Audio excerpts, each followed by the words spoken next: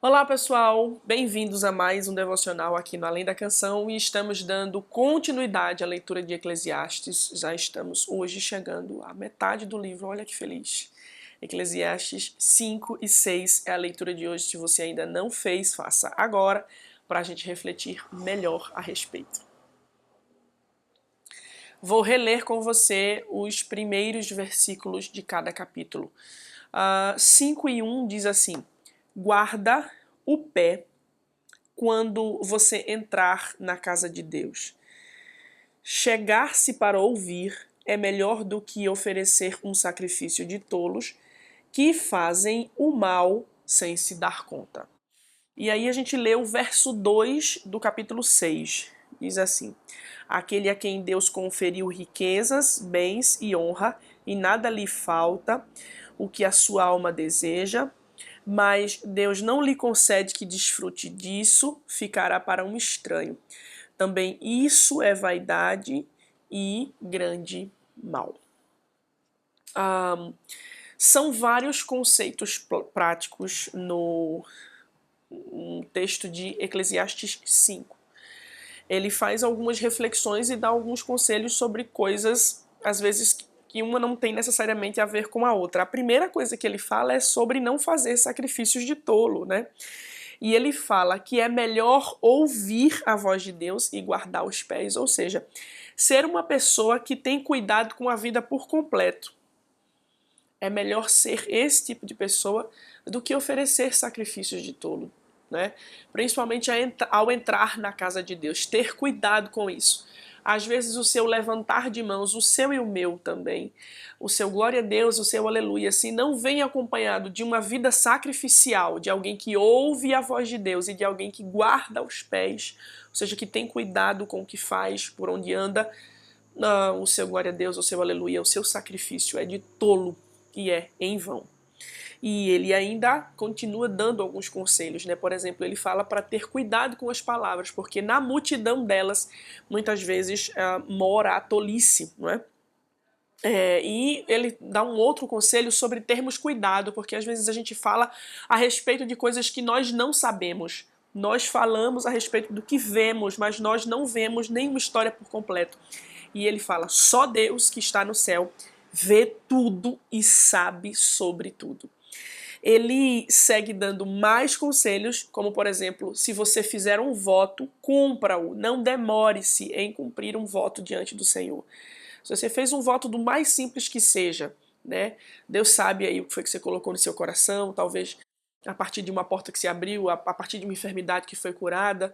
Não sei se você prometeu louvar alguns hinos na sua casa, se você prometeu dar um culto em ações e graças, não sei se você prometeu abençoar a vida de alguém, mas se você votou diante do Senhor, que você cumpra esse voto, que você não se demore ao cumprir esse voto.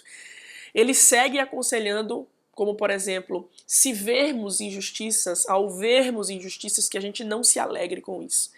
Né? Às vezes o nosso coração, infelizmente, ele nos trai, e dependendo da pessoa que sofra uma injustiça, o nosso coração pode querer se alegrar.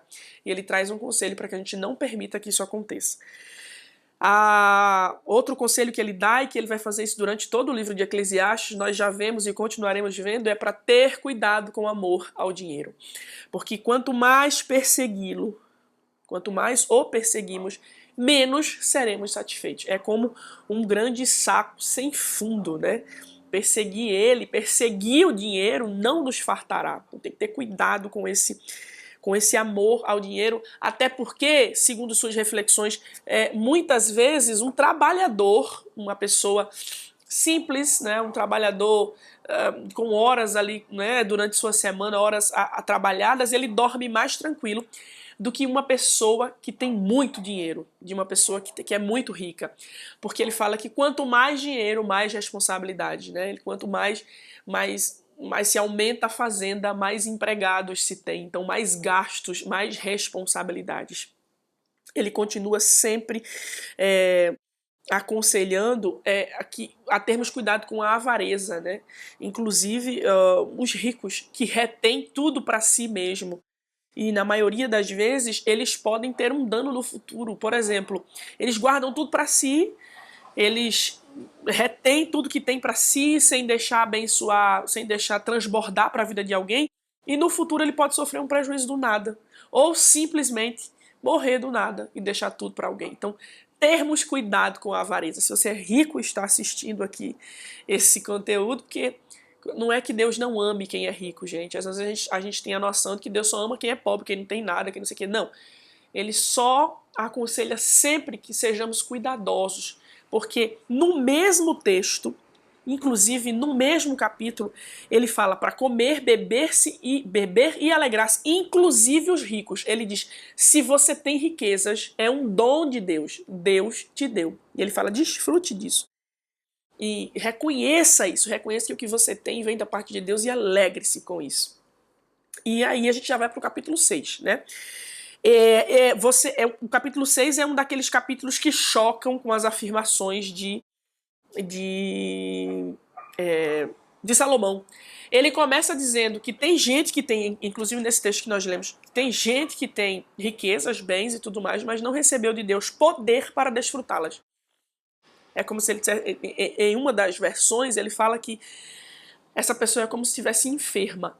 Eu acredito que quando ele fala isso, ele está querendo dizer: tem gente que tem dinheiro, tem bens, tem riqueza, tem tudo, mas se Deus não der poder para essa pessoa de alegrar-se e desfrutar-se, é vão. Ela é como uma pessoa que está doente, dando a entender que nenhum dinheiro do mundo pode comprar o que só Deus pode dar. Você concorda? E aí ele reflete sobre um outro tipo de pessoa.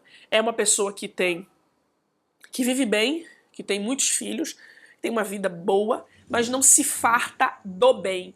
Algumas versões falam assim: ele não se farta do bem. E essa pessoa que não se farta do bem, né, ele fala assim: é como um aborto, é como melhor se tivesse sido um aborto. Essa é uma frase muito forte dele, né? Mas é como se ele estivesse dizendo assim: se você não tivesse nascido, não faria diferença. Porque você tem a oportunidade de se fartar do bem de Deus, vivendo bem, tendo filhos, mas você não faz isso. Você está fazendo da sua vida, da sua existência aqui na Terra, uma existência inútil. É muito forte isso que ele fala, mas a gente vai refletir um pouquinho mais à frente a respeito disso.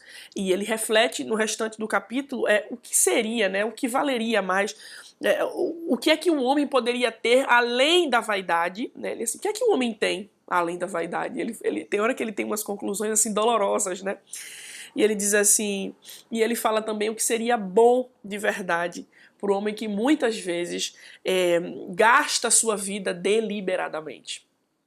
E aí eu já quero te trazer algumas lições rápidas, né, que são algumas. A primeira coisa, né, dentro desses dois capítulos é que não adianta aquilo que a gente já falou, um culto de louvor, né, adoração, se a sua vida não estiver alinhada com a palavra de Deus. Que possamos observar as nossas vidas, pedir misericórdia ao Senhor. Nós sempre precisaremos, gente, passar pela régua da autoanálise diante da presença do Espírito Santo, porque nós somos falhos. É um fato. Não adianta dizer que nós somos perfeitos, porque nós não somos. A nossa natureza ela vai sempre tendenciar para sentimentos errados, para fazer as coisas erradas. E o Senhor não nos amou porque nós merecíamos, mas porque nós cremos no perdão de Deus, porque nós cremos na redenção através de Jesus. Então é necessário que a gente realinhe a nossa vida. Não adianta, né, a gente trazer um culto diante de Deus se a gente está de mal com o nosso irmão, se o nosso coração está cheio de rancor, de mágoa. E também não adianta se deter nisso, mas ser sarado por Deus através desse ou de outro sentimento que esteja no nosso coração, para que possamos entrar na casa do Senhor com uma vida alinhada e Ele possa receber o nosso louvor. A segunda lição é cuidado com as palavras, em todos os sentidos. Em todos os sentidos. Cuidado com aquilo que você vai conversar, principalmente sobre aquilo que você acha que sabe. Nós tiramos muitas conclusões a respeito dos nossos amigos, dos nossos familiares, de pessoas que estão ao nosso redor, sobre uma determinada situação não sei onde, quando na verdade nós sabemos apenas uma face da história. Só Deus sabe tudo. Então, cuidado nas muitas palavras para não falar tolice, porque só Deus sabe que tudo que está acontecendo na vida do nosso irmão, da nossa irmã, e também daquelas pessoas que fazem o mal com a gente, né? Ou daquelas pessoas que a gente acha que só merece o mal da parte de Deus. Você não sabe de nada, deixa que o julgamento fica com Deus, né? Terceira lição é: cumpra os votos feitos com o Senhor. É melhor não votar do que votar e não cumprir, e não pagar esse voto diante de Deus. Então, faça uma busca no seu coração. Se você tem votos em falta diante de Deus, trate de alinhá-los e pagá-los diante de Deus e deixe a porta aberta para mais orações atendidas. Cuidado com o amor ao dinheiro, né? Para que você não desperdice a sua vida perseguindo-o. E lembre-se que nenhuma riqueza deste mundo pode comprar o que só Deus pode dar. No fim das contas, essa é a grande verdade. Você pode ter todo o dinheiro do mundo, mas paz, alegria, felicidade só tem quem Deus dá. Só tem se você pede a Deus. E a última lição, farte-se do bem. E o que é fartar-se do bem? É receber o bem, é promover o bem, é fazer o bem, é receber o bem, é ter o bem em todas as áreas de sua vida. Seja recebendo e esteja sendo grato, seja fazendo o bem, seja promovendo, fazendo alguém fazer o bem. Farte-se do bem. Faça com que seu nascimento e tempo aqui na Terra tenha sentido e propósito, colocando isso em prática. Simplesmente fartar-se do bem de Deus. Espero que você tenha aprendido, que você esteja tão feliz quanto eu por chegarmos à metade do livro de Eclesiastes. Ah, Cláudia, mas a Bíblia tem 66 livros, o que é um livro com 12 capítulos. É um livro a menos para você ler da Bíblia toda, e eu sempre digo, um livro a menos não, você vai voltar 200 vezes em Eclesiastes e vai encontrar novas lições aqui todas as vezes. Mas por hora, se você nunca o leu por completo, já estamos na metade, já a gente conclui ele e daqui tiraremos muitas lições práticas para a nossa vida. Vamos orar? Pai, nós te agradecemos pela tua misericórdia, te agradecemos pelo teu amor, te agradecemos pelo sacrifício de Jesus na cruz, que nos remiu e nos permitiu te adorar, ter acesso à tua presença, nos permitiu te adorar na igreja, na nossa casa, onde quer que estejamos, termos o acesso de conversarmos contigo e entregar nosso sacrifício de louvor. Te pedimos perdão e ajuda para que o Senhor limpe o nosso coração, as nossas mãos e os nossos sentimentos errados, para que possamos entregar um culto sincero diante de Ti.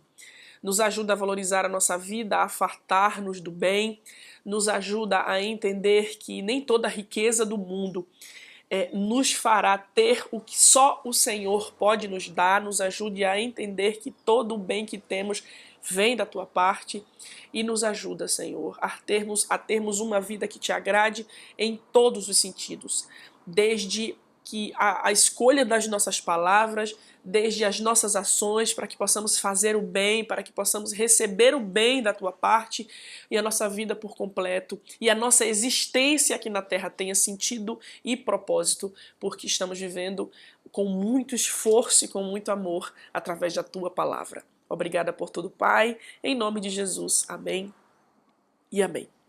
Deus abençoe você. Na próxima semana, no caso já no próximo devocional, leia já Eclesiastes 7 e 8 para a gente dar continuidade a Eclesiastes. Deus abençoe e até o próximo devocional.